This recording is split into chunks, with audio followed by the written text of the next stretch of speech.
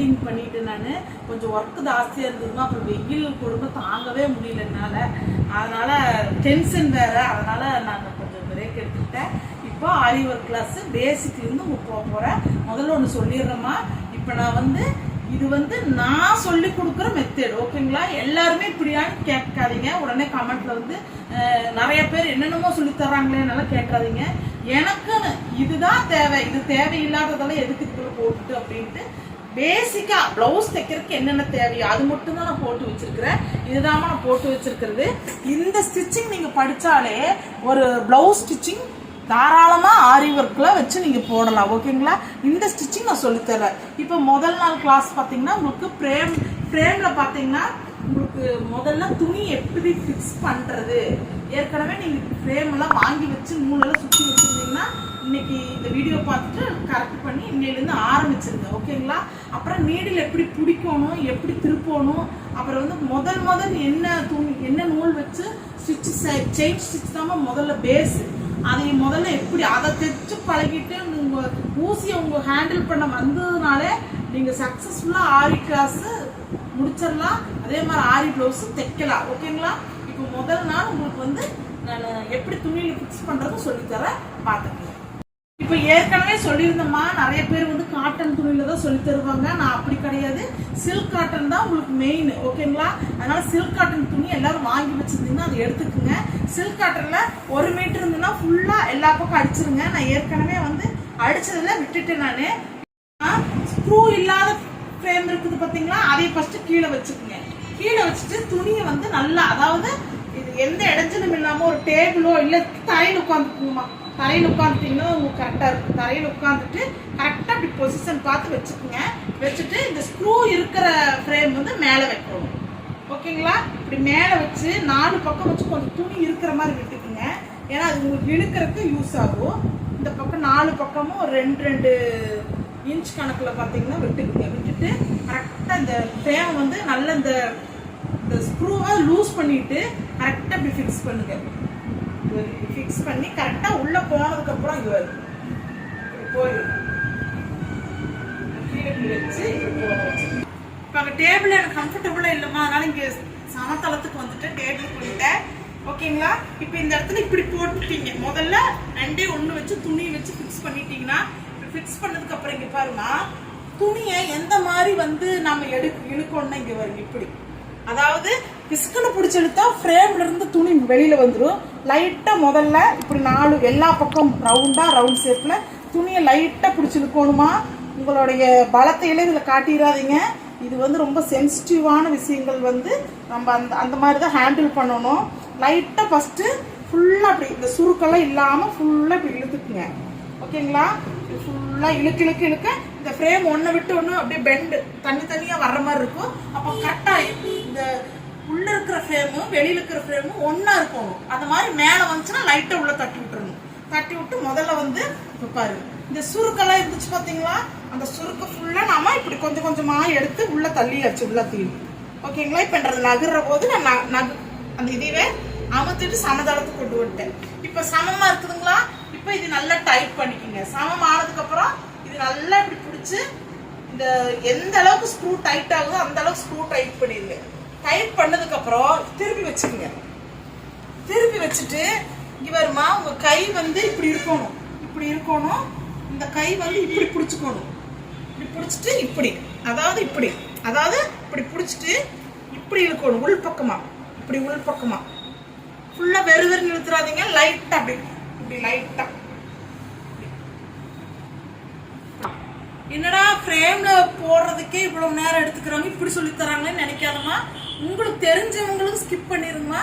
தெரியாத பிகினர்ஸ்க்கு, அதாவது இந்த ஃப்ரேம் முதல்ல பாக்குறாங்க, துணி அதுல ஃபிக்ஸ் பண்ண போறாங்கன்னா அவங்களுக்காக தான் இவ்வளவு பொறுமையா இந்த அளவுக்கு சொல்லித்தர. முதல்ல ஆரி கிளாஸ்ல இதுதான் ரொம்ப ரொம்ப முக்கியம். ஆரி காட்டுலயும் பாத்தீங்கன்னா அந்த ஃப்ரேம், அதாவது நம்ம இப்ப நான் போட்டு காட்டுறேன் பாருங்க, இதுல கரெக்ட் பண்ணி இதுல கரெக்டா உங்களுக்கு வந்தா மட்டும்தான் ஆரி கிளாஸ் லாங்லா போட முடியும், ஓகேங்களா? பாருங்க, இப்ப நான் நல்லா ஃபுல்லா எல்லா பக்கம் இழுத்துட்டேன். இழுத்ததுக்கு அப்புறம் பாத்தீங்களா ஃப்ரேம் எப்படி இருக்குன்னு அப்படி இப்படி நீங்க இங்க வருங்க. இப்படி தட்டினீங்கன்னா மத்தளை தட்டின மாதிரி சத்தம் கேட்கணும். தொம் தொம் தொம் தொம் சத்தம் கேட்கணும். கேட்டுச்சுன்னா அந்த மத்தளை மேல அடிப்பாங்க தெரியுங்களா? அதுல பாத்தீங்கன்னா ரொம்ப இப்ப பாத்தீங்கன்னா இது பாருங்க, நான் அமுத்துறேன், கொஞ்சம் கூட பெண்ட் ஆகாம ஸ்ட்ரைட்டா இருக்குது. அப்போ நீங்க போடுற போது இது ஃப்ரேம்ல மட்டும் துணி நல்லா ஃபிக்ஸ் பண்ணி பழகிட்டீங்கன்னா ஆறு சூப்பரா வருமா.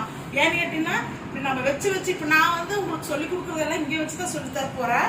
அப்போ உங்களுக்கு பாத்தீங்கன்னா நான் ஆரி காட்லயோ எதுலயுமே போட போறது இல்ல, மிஷின் பக்கத்துலயே வச்சு பிராக்டிஸுக்கு பண்ண போறேன்.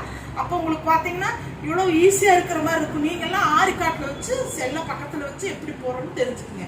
இப்போ நான் இதுல டைட் பண்ணிட்டு இதே மாதிரி நீங்களும் டைட் பண்ணி வச்சுக்கோங்க. எவ்வளவுக்கு எவ்வளவு டைட்டா இருந்தா அவ்வளவுக்கு அவ்வளவு சூப்பரா ஸ்டிச் வரும். முடிஞ்சிருச்சவா ஃப்ரேம்ல ஃபிக்ஸ் பண்ணியாச்சு. ஓகேங்களா? இன்னொன்னு என்னடா இது இப்படி வச்சுட்டு உட்காந்துட்டாங்களேன்னு பாக்காதீங்க. நீங்க ஆரி காட் வாங்கியிருந்தீங்கன்னா அந்த ஆரி காட்ல பாத்தீங்கன்னா அந்த வெளி அவுட்ரு, அந்த ஆரி காட்டோட அந்த வெளி அவுட்ரு இருக்குது பாத்தீங்கன்னா, அதுல ஃபிக்ஸ் பண்ணி நல்லா அமுத்தி விட்டீங்கன்னா இது நல்லா நின்னுக்கும். அப்புறம் நீங்க சமதளத்துல எங்கேயாவது நல்ல சமணங்கால் போட்டோ இல்ல கால் ரொம்ப பெயினா இருக்குன்னா காலை உள்ள விட்டுக்குங்க. அது ஒரு நாள் காட்டுறேன் உங்களுக்கு. நான் உள்ள விட்டு உங்களுக்கு எப்படி சொல்லி தரேன். உங்க பக்கத்துல அதாவது நெருக்கமா இருக்கணுமா அந்த அளவுக்கு நீங்க வச்சுக்கணும். ஓகேங்களா? நீங்க வச்சுக்கோ. நான் எனக்கு இது பிராக்டிஸ் இருக்குங்காட்டி இப்படியே பண்ணுவேன். உங்களுக்கு ஆரி காட்டுல நீங்க போட்டு பார்ப்போம். ஓகேங்களா?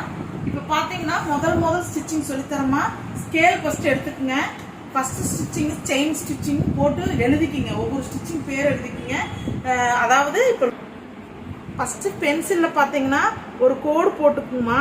முதல்ல ஒரு நல்ல ஒரு கோடு நீளமா போட்டுட்டு இந்த கோட்டு மேலேயே தான் முதல்ல போடணும். ஓகேங்களா?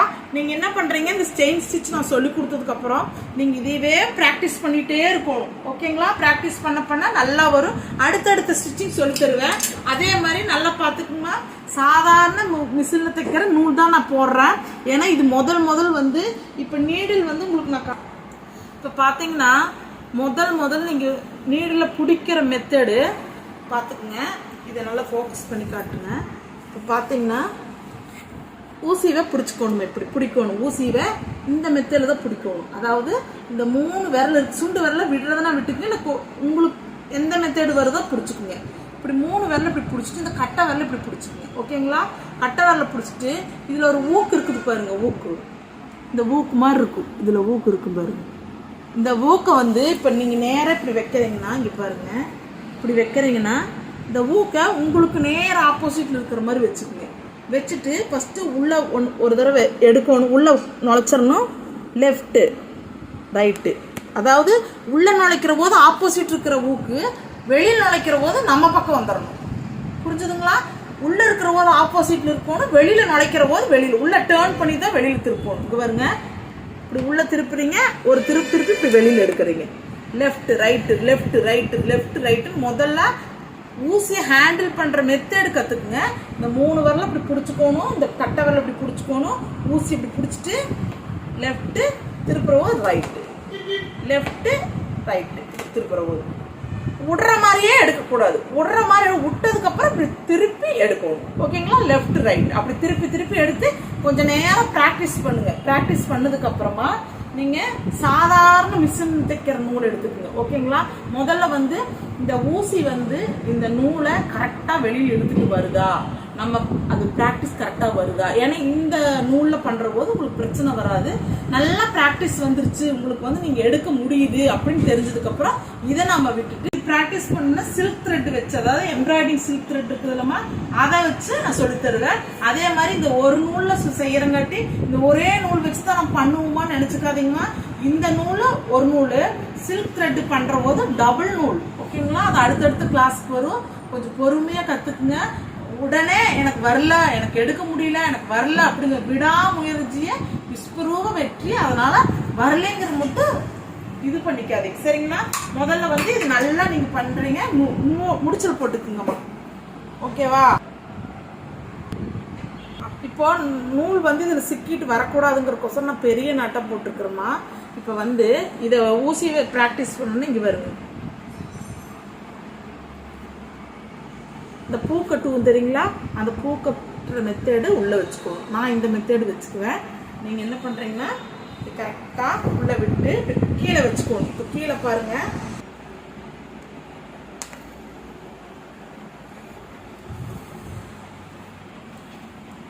இப்போ நான் இந்த ஊசியை உள்ள விட்டு எடுத்துட்டுமா, எடுத்ததுக்கு அப்புறமா இந்த இடத்துல ஆப்போசிட்ல மேல ஆப்போசிட்ல வச்சு ஒரு சின்ன செயின் ஸ்டிச் போட்டதுக்கப்புறம் லாக் ஆயிரும். ஓகேங்களா? லாக் ஆனதுக்கப்புறம் இப்போ பாருங்கள் எம்பக்கம் ஊசி இருக்குது. இப்போ கரெக்டாக இப்படி வச்சு உள்ளே நுழைக்கிறேன். அப்போ உள்ளே மாட்டினதுக்கப்புறம் ஆப்போசிட் வச்சு எடுக்கிறேன். ஓகேங்களா? ஒவ்வொருத்தருக்கும் ஒவ்வொரு மெத்தேடு. நான் இந்த மெத்தேடு ஃபாலோ பண்ணுறேன், நீங்களும் அதே மெத்தேடு ஃபாலோ பண்ணுங்கள். இல்லைன்னா உங்கள் இஷ்டமாக வேறு மெத்தேடு ஃபாலோ பண்ணுங்க. இங்கே வரும் என்ற பக்கமாக வச்சுட்டேன், இப்படி எடுத்துட்டேன். இங்கே வரும் என் பக்கமாக வச்சுருக்கிறேன், எடுக்கிற போது ஆப்போசிட் எடுக்கிறேன். இதாம்மா செயின் ஸ்டிச்சு. இங்கே இருக்குபடி பொறுமையாக பண்ணுங்கம்மா. அதாவது என் பக்கம் இருக்குது ஊக்கு, திருப்பிட்டு அது பக்கம் திருப்பி வந்துருச்சு. ஓகேங்களா? இப்போ நீங்கள் கீழே வேணாலும் உங்களுக்கு நான் என்ன பண்ணுறேன்னு கீழே வேணாலும் பார்த்துக்க.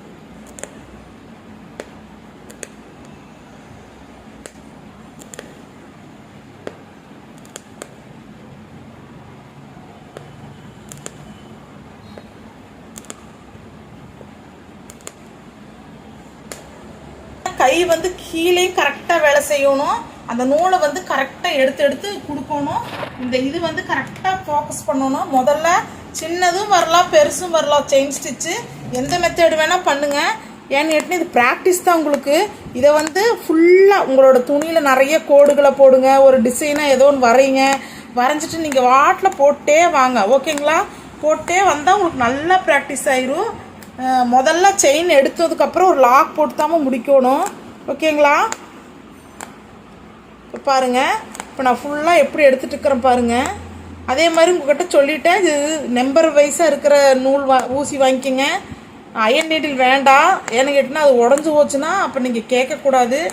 எனக்கு அதுதான் வருது. இப்போ பாருங்கள், நான் சைனா மேக்கில் தான் தைச்சிட்ருக்கிறேன். ஓகேங்களா? இப்போ இப்படி எடுத்து இதாம்மா உங்களுக்கு முதல் பேஸோட முதல் கிளாஸ் வந்து இதாம்மா. இதுக்கு அடுத்ததான் உங்களுக்கு அது வரும். ஓகேங்களா?